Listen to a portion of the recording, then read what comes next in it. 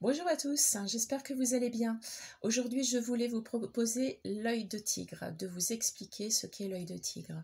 Beaucoup de gens la connaissent sans la connaître. Donc, je vais vous donner toutes ses vertus, ses petites histoires et tout et tout. Déjà, dans un premier temps, la lithothérapie est un art millénaire ancestral, donc, qui va vous aider dans vos petits tracas quotidiens, mais qui ne vous guérira jamais. Il est important, si vous avez des protocoles ou des suivis médicaux, de les continuer. C'est absolument nécessaire. Voilà, ça j'y tiens, je le répète très souvent. N'arrêtez pas les médicaments si vous avez une pierre, c'est pas possible. On va pas se suicider. Alors, maintenant, passons aux autres choses. Donc, l'œil de tigre, c'est 7 sur l'échelle de Mohs sur 10.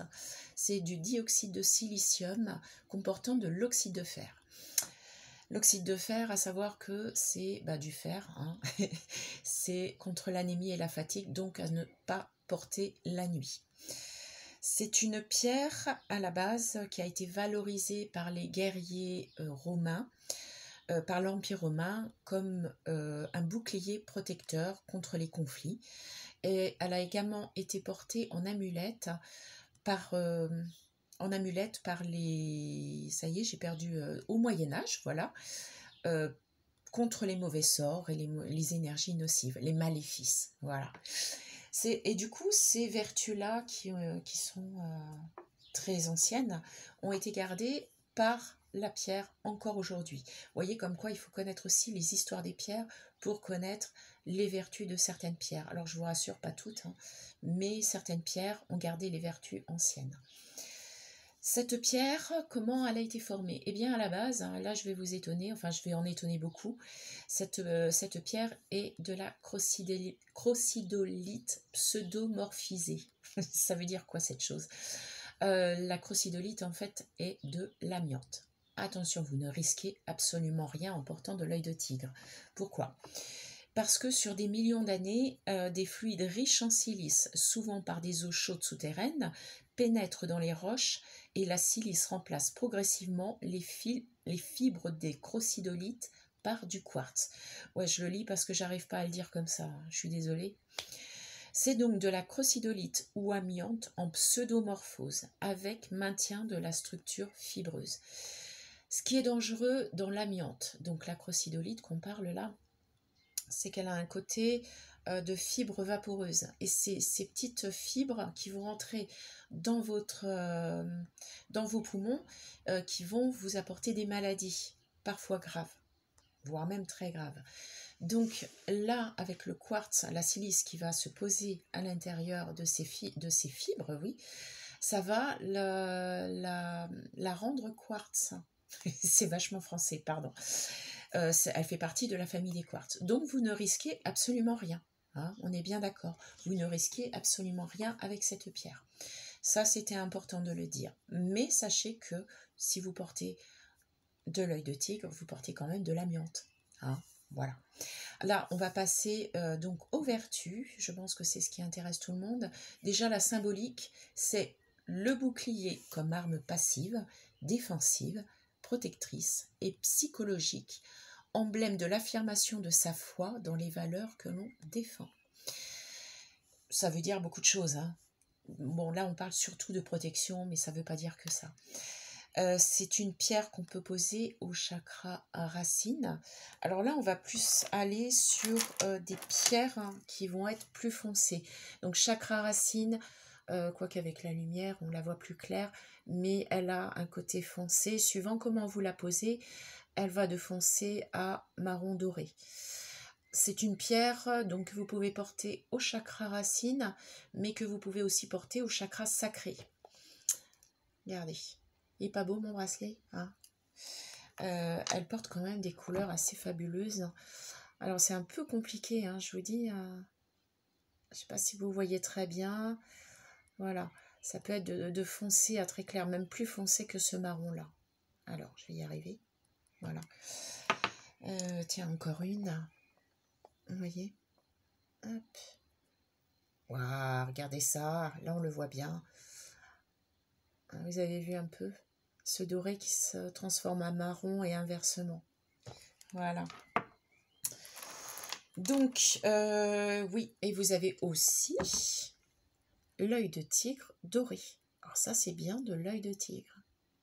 Et celle-ci, après, vous pouvez aussi mettre les autres. Mais celle-ci peut se porter au chakra du plexus solaire. Elle est pas belle, celle-là? Ouais, hein, vous avez vu. Voilà. Donc, cette pierre va vous apporter va vous aider au niveau de l'estomac. Elle va éliminer l'acide gastrique dans votre estomac. Ça, c'est dû au stress, hein, uniquement dû au stress. Elle apporte de la souplesse aux os et aux muscles.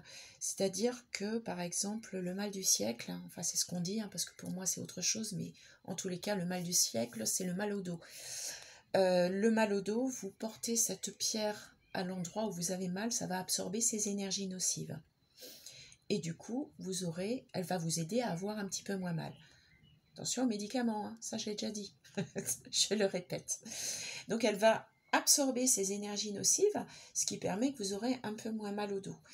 Elle est bonne pour l'acuité visuelle, mais également la vision nocturne.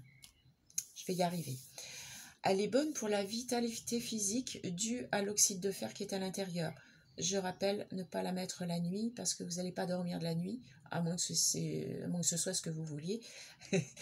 Après, vous faites ce que vous voulez la nuit, je ne veux pas le savoir.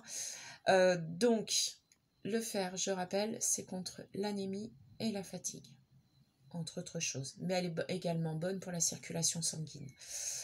Elle apporte du dynamisme pour le sens du contact, sens de l'amitié, l'indépendance de l'esprit, l'autonomie, la liberté de penser, la confiance en soi, l'évolution de la pensée. Alors ça, c'est pratiquement toutes, c'est dû aussi au chakra racine. Le chakra racine, donc apporté au chakra racine, ça vous aide à garder les pieds sur terre, à reprendre confiance en soi, à aller plus vers les gens, à être plus en autonomie. Voilà, toutes ces petites choses. Donc, protection. Ça y est, on y est. Elle renvoie les énergies négatives vers son émetteur. C'est-à-dire que une personne que vous connaissez ou une personne que vous croisez dans la rue, par exemple, une personne mal lunée ou une personne que vous connaissez qui vous aime pas beaucoup, le simple fait que cette personne vous regarde, elle peut vous envoyer des sorts ou le mauvais œil, et du coup ça va vous protéger. Et cette pierre va renvoyer ces énergies nocives contre la personne. Alors non pas pour se venger, mais pour lui donner une petite leçon de vie en lui disant bon bah maintenant il faut que tu arrêtes ça, hein, parce que ça va pas le faire, ça va lui renvoyer, il va se sentir mal au bout d'un moment. Bon, vous pouvez mettre aussi cette pierre au-dessus de votre porte d'entrée, ça va éviter aux gens nocifs de rentrer. Tout au moins, s'ils rentrent, ils vont pas se sentir très très bien, donc soit ils vont pas rester longtemps, soit ils vont pas rentrer, moins souvent en tous les cas. Voilà. Qu'est-ce que j'oublie? Eh bien, je crois que je vous ai tout dit au niveau de cette pierre. C'est une pierre qui est très efficace, hein, au niveau de sa puissance, elle est quand même à 4 sur 5. Au niveau des prix des pierres, c'est comme je dis d'habitude, c'est une pierre qui n'est pas quand même très chère, mais suivant sa qualité, les prix peuvent différer. Après, vous avez aussi la taille de la pierre et la taille de votre poignet. Donc les prix vont différer à ce niveau-là.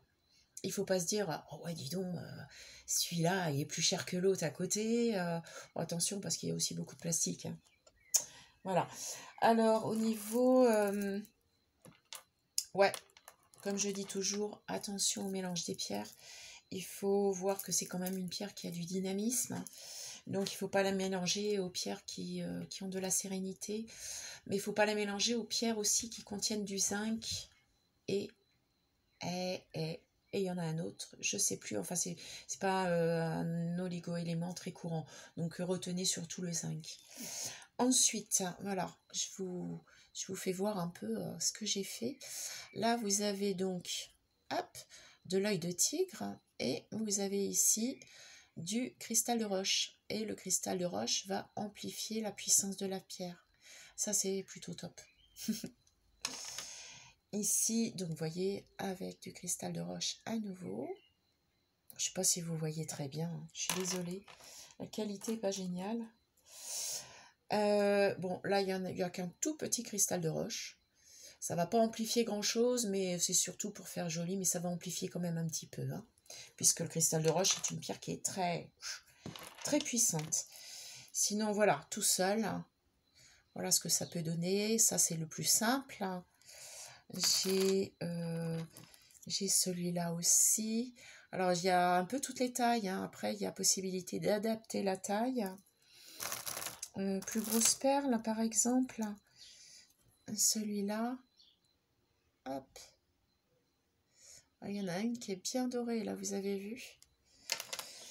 Et côté magie, vous avez aussi les pierres en association avec la labradorite. Alors, pourtant, la labradorite est une pierre de sérénité, mais ici présent, donc la labradorite va absorber les énergies nocives qui vont être reprises par l'œil de tigre, qui vont renvoyer ces énergies nocives vers la personne qui vous chagrine un peu. Vous voyez? Donc labradorite, c'est vraiment une alliance parfaite. Hop là. Alors, toujours, hein, c'est pas toujours évident pour faire voir. Alors ici, tiens, une autre labra et œil de tigre. Et vous, voilà. Et ici, vous avez de la larvikite qui, je le rappelle, est également de la labradorite, accompagnée de l'œil de tigre. Voilà. C'est tout beau, hein. C'est moi qui les ai fait, c'est normal. C'est fait avec amour. Voilà. Bah, écoutez, je vous ai présenté plusieurs. Après, j'en ai quand même pas mal. Donc, si vous voulez, vous pouvez me joindre par SMS, par message écrit, etc., etc. Je peux vous conseiller et tout et tout. Voilà. Bon, en tous les cas, je vous remercie de votre écoute et je vous souhaite une excellente soirée. À très bientôt. Bisous, bisous.